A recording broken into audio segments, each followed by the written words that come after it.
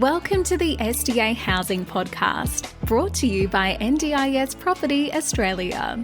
Before starting this episode, we need to provide a general disclaimer. Information contained in this podcast is general in nature only. It does not take into account the objectives, financial situation, or needs of any particular person. You need to consider your financial situation and needs before making any decisions based on the information in this podcast. And you should consider seeking independent and professional advice for your personal circumstances. All right, let's begin.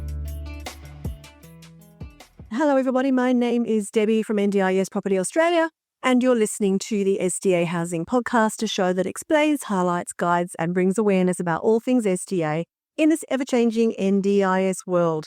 I have Min with me today. Hello Min. Hello all, hello. And what are we talking about today, Min? We're just briefly touching on the Sydney market, just very briefly, not a big topic. Well, it's a big topic, but not a big episode today. Just a really brief little chat, because I actually went to Sydney for about 7 days last week before the Easter break, covering the Easter break period there. So it was nice to go around, look at the sights and sounds, meet some people relevant in SDA, providers as well. Be nice to talk about what I saw, yeah. Yeah, so I think as to start this discussion off, probably should review where we are in the SDA market in Sydney. Yeah. Tell me, how do you feel about the SDA world in Sydney? Still a massive undersupply. Main reason, of course, being the cost of property. Lands more so, right? Yeah.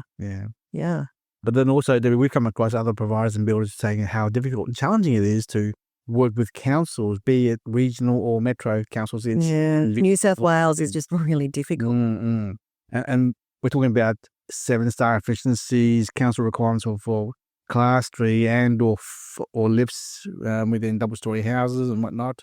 So it is challenging in the New South Wales market, yeah. Very.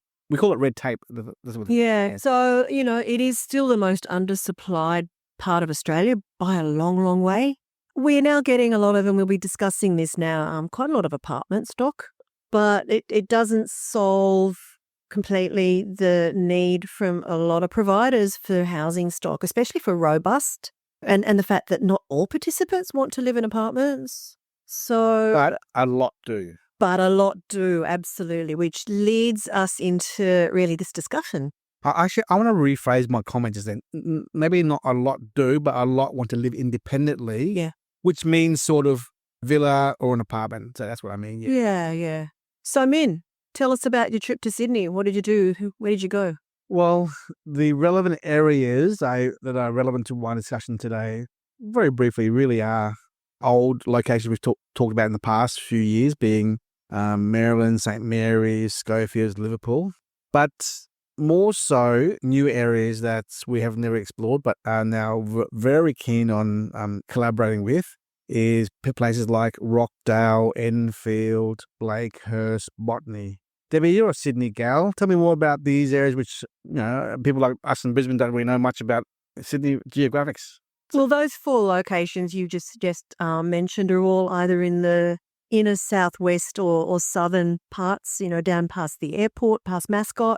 Really old, established suburbs. Oh, by the way, I forgot to mention one other suburb, Castle Hill as well. That's in a completely different part of Sydney, but those first 4 are down in the south and the southwest. Castle Hill is in the, when I was living in Sydney, where I grew up in Sydney, Castle Hill was out in the northwestern sticks, but these days it's actually not that far out, given the size of Sydney now. So it's in a really good mid-outer northwest location, sort of, you could say it's kind of north of Parramatta, I guess. Mm-hmm. So do you like these areas? Yeah, absolutely. Yeah. Tightly held suburbs, locations with, I assume, minimal supply of SDA being built in those areas. And I think we're fortunate to have, these organisations who are working with these developers come to us to say, hey, we have adaptable units here. Let's talk about modifying them to be HBS, FA or IL if possible. So Debbie, yesterday we were sitting in the boardroom here in Brisbane with George, one of the acquisitions managers from this developer, and also Jeremy Soden, one of the assessors we've worked with in the past few years. How do you think that meeting went in our discussion about Rockdale as a one example scenario here? Oh, look, it went really well. It was interesting because George really knows nothing about SDA, doesn't understand the requirements. And that's no insult to him. He's a developer. No, of course not. Not remotely, George. Very understandable that you don't understand it, but you do understand what adaptable is, and you understand about wheelchair-friendly type apartment. So for the purpose of our listeners, what does adaptable mean, please? I guess it's beyond the livable housing standards, which was sort of a term bandied about a lot a few years ago. The original SDA guidelines were sort of based upon those livable housing standards, but it's now well and surely been superseded. But the adaptable properties are basically built wheelchair accessible and able to be adapted for somebody who needs a high level of accessibility. However, they're not remotely anywhere near SDA standard. Now, Jeremy said to us, in our office here, said that a HPS front door entrance would normally be 10-20 millimeters minimum required. The one in Rockdale is almost 6 months from completion is only 850 millimeters.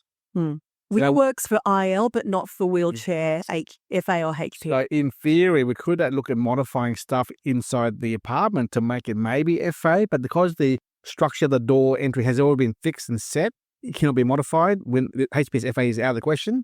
But IL is very, very, very highly likely to be converted over to an IL standard, yes. Yeah, the main changes needed really would be the bathroom and obviously the IL requirements of things like luminous contrasts and the positioning of the hardware, the door hardware and light fittings, etc. And maybe the access to the external private balcony. Yeah. So these ones here are probably completing in about next 6 months, 7 months, November 25 this year. So we've jumped in right in the early stages where after having seen the property myself at Rockdale, it should be okay for IL once Jeremy, the assessor, confirms with the developer that we can make some small changes there and reprice properly for these five 1-bedroom IL possible. I think there's 4 1-bedroom and 1 2-bedroom. And 1 2-bedroom. So the 1 bedder probably would be high 7s and the other one being mid 9s for the 2-bedder IL. So, they're quite good prices for Rockdale, I would say. In a building of about 50-ish apartments, Yeah. So it's nice to see developers being open-minded to allow for such adaptable apartments in the early stages of construction. And I believe now that in these complexes, certainly in New South Wales, they do need to, it's mandatory that they have allowances for some level of adaptability in certain number of apartments. So that does make it easier, especially if you get in early enough that, like, we're a bit late with the Rockdale development, but if it still hasn't even gone to construction yet, there is much more likelihood of it being able to be made wheelchair friendly, i.e.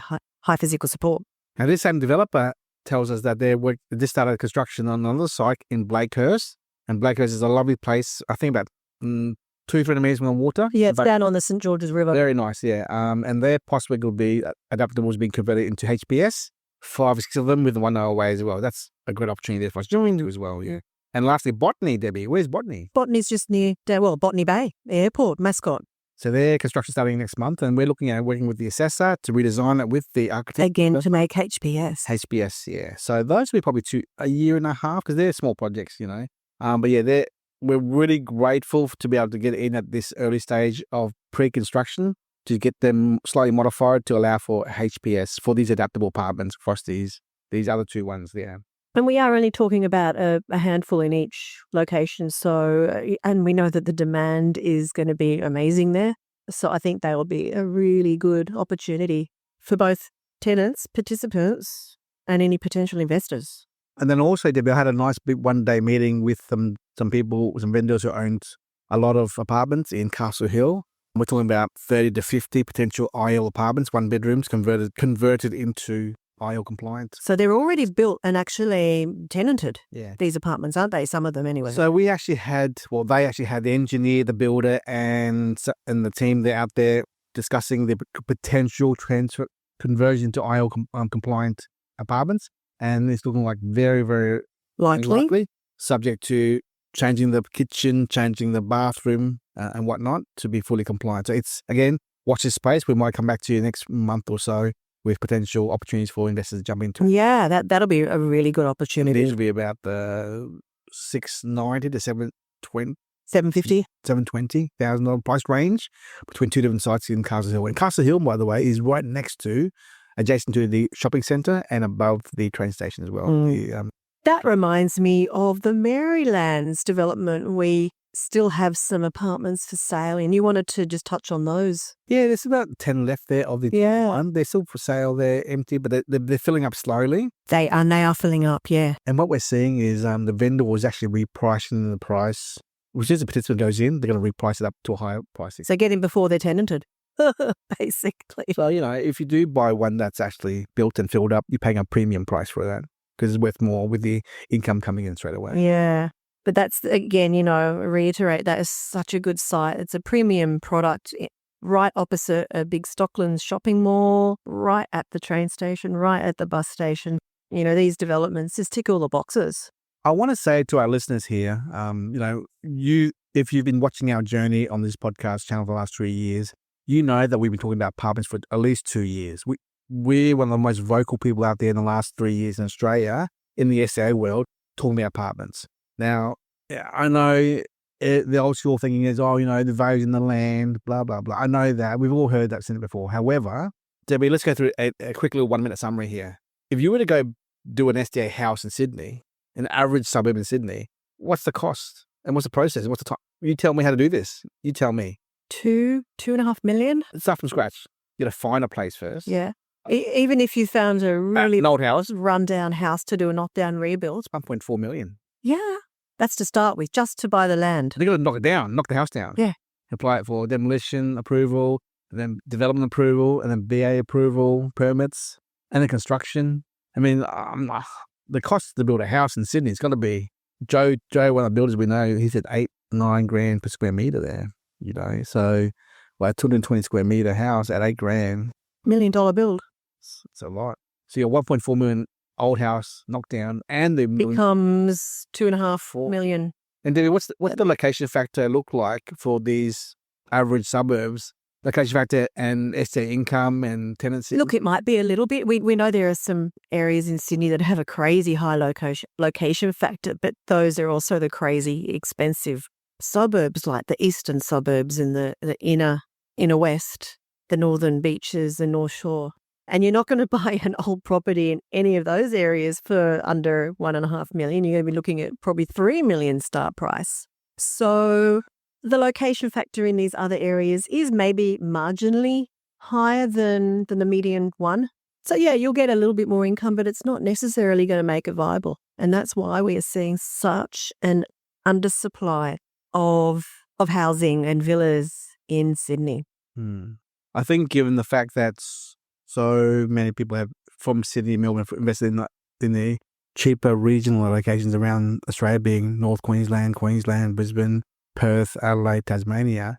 And Melbourne. They're now probably regretting going to those areas because there was so much saturation of investors following them. And now the smart investors are now looking at high demand, low supply areas, which is the biggest lesson to be learned here from all the last 5 years of SDA. And being realistic now. I think the investors now being realistic with, hey, I should be happy with a 850, 90 grand purchase with a tenant with 70 to 90 grand income with a 9 to 10% circa income result, net income. That people are now realizing that is probably more realistic because the last few years, Debbie, wouldn't you agree? It's been so unrealistic, the expectations of investors the last few years. Yeah. 100%. So I guess overall, this purpose of this podcast is to reach out to everyone out there who is in the Sydney market, who's looking at developing or building, or providers as well, who want to collaborate with us. We're happy to talk to, advise, suggest, and refer you on to other collaborators in the NDIS world, SDA world, in the Sydney market. Because we're now spending a lot of time in Sydney as well ourselves. And our podcast show, we talked a lot about Melbourne the last 3 years. Now we're spending a lot of time and effort in Sydney as well. So the two favourite for us is Melbourne and Sydney for sure, metro, given the fact that there's supply, saturation, lending restrictions and challenges and all that kind of stuff, which you're all aware of. But we're very keen and comfortable with Sydney overall, right, Debbie? Oh, absolutely. Yeah. And we're dealing with a lot of good providers down there as well who have tenants. So the demand is not going anywhere anytime soon in Sydney. And the situation that we're aware of in Victoria and Melbourne with the government housing, all the group homes are going to be defunded at the end of this year. We know that something similar is going to happen in New South Wales. There's so much of the current stock in the SDA system is old, existing, non-SDA compliant properties. And participants are still living in these not fit for purpose, inferior, bad housing. So I think that the demand in Sydney is going to be going on for quite a long time before it's met. Debbie, can I give you a task to come back to us, our listeners, one day with? We know the whole Vic Homes legacy group home story in Victoria. We know that. But what's the equivalent in New South Wales, Sydney? Do you know what the numbers No, are? I don't know. I mean, obviously there are legacy homes everywhere. They will be defunded. I was able to determine the dates of defunding in Victoria. I think I might be able to find similar information for New South Wales. So basically when the NDIS actually was implemented in each region in Australia, the 10 years for the defunding of legacy properties kicked off at that point. And that's different dates for all the different regions, not just states, but we refer to them as jurisdictions. So within New South Wales, most of those 10 years are going to be up within the next 2 years, I think, 2027.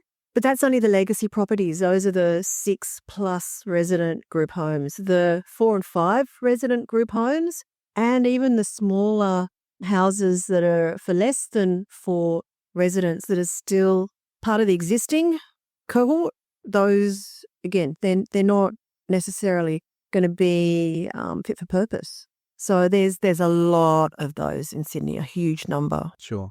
Debbie, in the next few weeks, can we do a follow-up to this podcast about Sydney on the topic of legacy group homes that you're talking about that we need to look into, number one? And number two, today being the 24th of April, we've just published the episode on our podcast show called the SDA Shrinking Undersupply topic.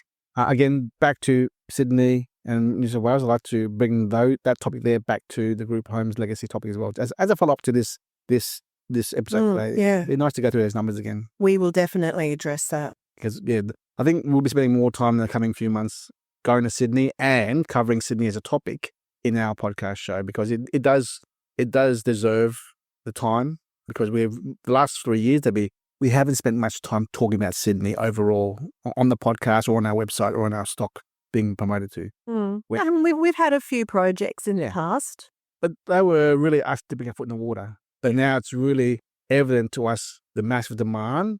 We're working with various different steel providers and estate providers for Sydney. We're now seeing more developers come to us, both passive investors and also active investors, who want us to get involved with the advice, the assessment, the viability, of rolling out SDA product in their complex self-apartments and products out there. Yeah. Yeah.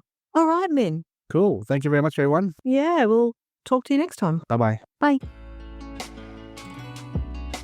We hope you enjoyed this episode. Please make sure you are subscribed and following us so you can keep in the loop with all of our upcoming episodes. We would really appreciate it if you could leave us a 5-star rating, a written review, and to share this podcast with those that could benefit.